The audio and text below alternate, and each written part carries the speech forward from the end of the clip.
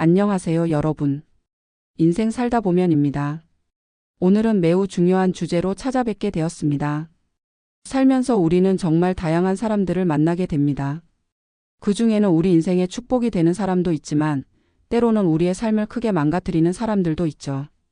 오늘은 제가 30년이 넘는 사회생활을 하면서 직접 경험하고 관찰한 절대로 가까이 해서는 안 되는 4가지 유형의 사람들에 대해 말씀드리려고 합니다.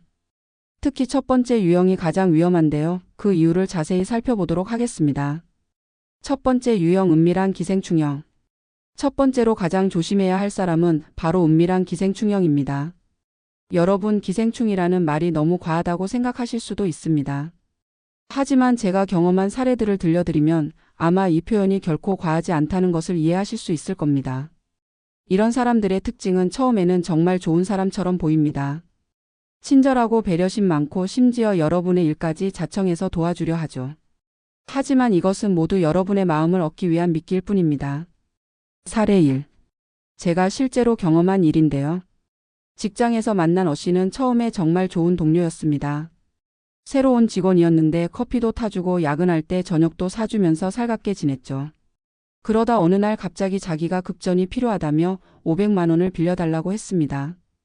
안타까운 마음에 빌려줬는데 그 후로 갚는다는 이야기는 하지 않고 오히려 더 큰 돈을 빌려달라고 하더군요. 거절하자 그동안 내가 얼마나 잘해줬는데 이런 부탁 하나 들어줄 수 없냐며 오히려 화를 내기 시작했습니다. 나중에는 다른 동료들에게도 돈을 빌리려 했다는 걸 알게 됐죠. 사례 2. 또 다른 사례를 들려드리겠습니다. 제 지인의 이야기인데요. 교회에서 만난 집사님이 처음에는 정말 헌신적으로 봉사하고 다른 교인들을 도와주는 분이었답니다. 특히 노인분들을 잘 모셔서 주변에 칭찬이 자자했죠.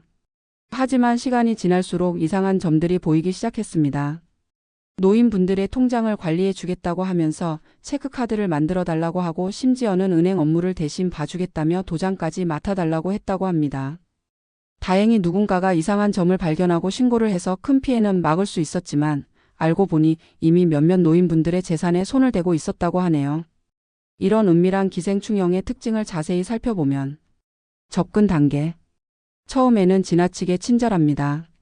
상대방의 필요를 먼저 알아채고 챙겨줍니다. 작은 선물이나 호의를 자주 베풉니다. 개인적인 이야기를 먼저 털어놓으며 친밀감을 형성합니다. 관계 형성 단계. 도움을 주면서 은근히 부채의식을 심어줍니다. 우리는 특별한 사이라는 느낌을 줍니다. 비밀을 공유하면서 유대감을 강화합니다. 점점 더 많은 시간을 함께 보내려고 합니다. 이용 시작 단계. 처음에는 아주 작은 부탁으로 시작합니다. 호의에 대한 보답을 요구하기 시작합니다. 거절하면 죄책감을 주는 말을 합니다. 점점 요구의 수준을 높여갑니다. 본색 드러내기 단계. 거절하면 돌변하여 협박이나 위협을 시작합니다. 다른 사람들 앞에서 피해자인 척합니다. 여러분의 약점이나 비밀을 폭로하겠다고 합니다. 주변 사람들에게 여러분을 나쁘게 이야기합니다. 두 번째 유형, 이중인격 조종자형. 두 번째로 조심해야 할 사람은 이중인격 조종자형입니다. 이들은 마치 지킬 박사와 하이드처럼 두 개의 얼굴을 가지고 있습니다. 대중 앞에서의 모습과 단둘이 있을 때의 모습이 완전히 다르죠. 사례 1. 동네 모임에서 만난 B씨의 이야기를 들려드리겠습니다. 모임에서 B씨는 누구보다 밝고 친절한 사람이었습니다. 특히 음식을 나눠주거나 좋은 정보를 공유하는 데 앞장섰죠. 하지만 어느 날 단둘이 있을 때 갑자기 특정 회원의 뒷담화를 하기 시작했습니다. 그리고 이런 이야기는 우리끼리만 알고 있자면서 은근히 협박하듯 말하더군요. 나중에 알고 보니 다른 회원들에게도 각각 다른 사람의 뒷담화를 하고 다녔다고 합니다. 결국 모임 전체가 서로를 불신하게 되어 분위기가 완전히 깨져버렸습니다. 사례 2. 또 다른 예를 들어보겠습니다. 한 아파트 분여회에서 있었던 일입니다. 분여회장을 맡은 분이 처음에는 정말 열심히 일하는 것처럼 보였습니다. 매달 소식지도 만들고 바자회도 열고 주민들을 위한 프로그램도 많이 만들었죠. 하지만 뒤에서는 자신이 마음에 들지 않는 주민들의 뒷조사를 하고 그들의 사생활을 다른 주민들에게 퍼뜨리고 다녔다고 합니다. 특히 자신의 의견에 반대하는 사람들을 겨냥해서 악의적인 소문을 내기도 했답니다. 이중인격 조종자형의 특징을 자세히 살펴보면 겉모습. 매우 카리스마 있고 능력 있어 보입니다. 말을 잘하고 사교성이 뛰어납니다. 항상 남을 배려하는 것처럼 보입니다. 리더십이 있어 보입니다. 실제 모습. 뒤에서는 사람들의 약점을 수집합니다. 각자에게 다른 이야기를 합니다. 은근한 협박으로 사람들을 조종합니다. 자신의 권력을 유지하기 위해 편가르기를 합니다. 세 번째 유형 에너지 흡혈 귀형. 이제 세 번째로 주의해야 할 유형인 에너지 흡혈 귀형에 대해 알아보겠습니다. 이런 사람들의 가장 큰 특징은 마치 흡혈귀처럼 여러분의 에너지를 빨아들인다는 것입니다. 함께 있으면 기운이 빠지고 대화를 하고 나면 피곤해지는 사람들이죠. 사례 1. 제 친구 C씨의 이야기를 들려드리겠습니다. 매일 아침 출근길에 만나는 이웃이 있었는데요. 처음에는 안부를 묻는 정도였지만 점점 자신의 불행한 이야기를 하기 시작했습니다. 남편이 퇴직했다, 자녀가 실직했다, 건강이 안 좋아졌다. 매일 아침 30분씩 이런 이야기를 들어주다 보니 출근하기도 전에 기운이 다 빠져버리더군요. 어느 날 C씨가 승진 소식을 전하자 요즘 같은 불경기에 승진하면 정리해고 1순위가 된다며 걱정된다고 하더랍니다. 그 후로 C씨는 일부러 다른 길로 출근하기 시작했답니다. 사례 2. 비슷한 경험을 한 또 다른 분의 이야기를 들려드리겠습니다. 한 학부모 모임에서 만난 분인데요. 이분은 항상 자녀 교육에 대한 걱정으로 가득했습니다. 다른 아이들은 어떻게 공부하는지, 어떤 학원을 다니는지 끊임없이 물어보고 자신의 아이는 항상 부족하다며 한숨을 쉬었죠. 처음에는 공감하며 위로해 주려 했는데 점점 대화가 힘들어졌습니다. 다른 아이들의 성적이 좋으면, 부모가 돈이 많아서 성적이 나쁘면 공부만 하다가 사회성이 부족할 것이라며 항상 부정적인 말을 했기 때문입니다. 에너지 흡혈 귀형의 특징을 자세히 살펴보면 1. 대화 스타일. 항상 불평불만으로 시작합니다. 대화의 90%가 자신의 이야기입니다. 상대방의 조언은 전혀 받아들이지 않습니다. 같은 이야기를 반복적으로 합니다. 2. 감정적 특징. 항상 피해자 의식이 강합니다. 다른 사람의 성공을 시기합니다. 모든 상황을 부정적으로 해석합니다. 자신의 불행을 타인과 비교합니다. 주변 사람들의 기쁜 소식을 무시하거나 폄하합니다. 3. 관계 패턴. 상대방의 감정은 전혀 고려하지 않습니다. 자신의 문제 해결을 위해 다른 사람의 시간과 에너지를 무제한으로 요구합니다. 도움을 받아도 감사함을 느끼지 못합니다. 다른 사람의 성공이나 행복을 시기합니다. 4. 대처하기 어려운 점. 이들을 피하면 내가 이렇게 힘들 때 너마저 라며 죄책감을 줍니다. 도움을 거절하면 넌 정말 이기적이야 라고 비난합니다. 긍정적인 조언을 하면 내가 내 처지를 몰라서 그래라고 합니다. 거리를 두려고 하면 주변 사람들에게 피해자인 척 호소합니다. 네 번째 유형 책임 회피형.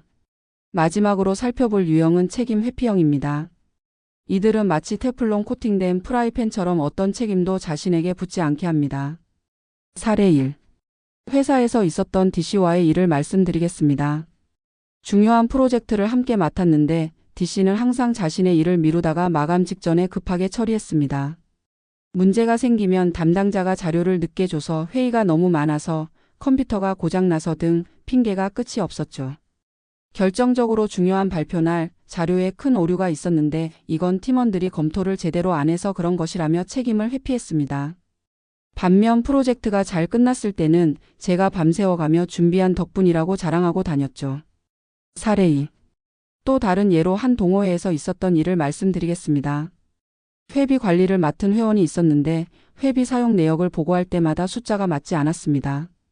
처음에는 계산이 복잡해서 영수증을 잠깐 잃어버려서 등의 이유를 대더니 나중에는 전임자가 제대로 인수인계를 안 해줘서 회계 프로그램이 오류가 나서 등 점점 더 황당한 변명을 늘어놓았죠. 결국 회계 감사를 하게 되었는데 상당한 금액이 개인 용도로 사용된 것이 밝혀졌습니다. 하지만 그때도 급한 일이 있어서 잠깐 빌린 것뿐이라며 책임을 회피하려 했답니다. 책임 회피형의 특징을 자세히 살펴보면 1. 업무 스타일. 일을 미루다가 마지막에 급하게 처리합니다. 실수가 있어도 절대 인정하지 않습니다. 문제가 생기면 항상 다른 이유를 찾습니다. 성과가 있으면 자신의 공으로 돌립니다. 2. 의사소통 패턴. 뭐 때문에라는 말을 자주 사용합니다. 지적을 받으면 즉시 방어적이 됩니다. 상황을 모호하게 만들어 책임을 회피합니다. 다른 사람의 탓으로 돌리는 것에 능숙합니다. 3. 문제 해결 방식. 문제를 숨기거나 무시하려 합니다. 임시 방편적인 해결책을 선호합니다. 책임져야 할 상황이 오면 피합니다. 다른 사람에게 책임을 전가합니다. 4. 대인관계. 신뢰 관계를 형성하기 어렵습니다. 약속을 자주 어깁니다. 거짓말이 습관화되어 있습니다. 피해자 코스프레를 하는데 능숙합니다. 이런 사람들을 피하는 구체적인 방법. 1. 경계선 설정하기. 처음부터 명확한 경계선을 그으세요. 업무적인 관계는 업무적으로만 유지하세요. 개인적인 정보 공유를 최소화하세요. 미안하지만 어렵습니다 라고 말하는 연습을 하세요. 2. 기록 습관 들이기. 중요한 대화나 약속은 반드시 기록해 두세요. 금전적인 거래는 반드시 문서화하세요. 문제가 될 수 있는 상황은 증거를 남기세요. 이메일이나 메시지로 소통 내용을 남기세요. 3. 감정에 휘둘리지 않기. 과도한 동정심을 갖지 마세요. 감정적 호소에 흔들리지 마세요. 4. 전문가의 도움 받기. 필요한 경우 법률적 자문을 구하세요. 심리 상담사와 상담하세요. 신뢰할 수 있는 지인들과 상황을 공유하세요. 관련 전문가의 조언을 구하세요. 지금까지 살펴본 4가지 유형의 사람들, 여러분 주변에도 있으신가요? 이런 사람들과 이미 관계를 맺고 계시다면 지금이라도 천천히 거리를 두시기 바랍니다. 건강한 인간관계는 서로를 존중하고 배려하는 것에서 시작됩니다. 한 방향으로만 희생하고 에너지가 소비되는 관계는 결코 건강한 관계가 될 수 없습니다. 여러분의 행복하고 건강한 삶을 위해 이런 사람들을 미리 알아보고 피하는 것이 중요합니다. 때로는 과감한 결단도 필요합니다. 여러분의 인생은 여러분의 것이니까요. 오늘도 긴 영상 시청해 주셔서 감사합니다. 댓글로 여러분의 경험담도 공유해 주시면 감사하겠습니다. 구독과 좋아요, 알림 설정도 함께 해주시면 감사하겠습니다. 다음 영상에서 또 만나 뵙겠습니다. 이 영상이 도움이 되셨다면 구독과 좋아요 부탁드립니다. 알림 설정하시면 다음 영상도 놓치지 않고 보실 수 있습니다.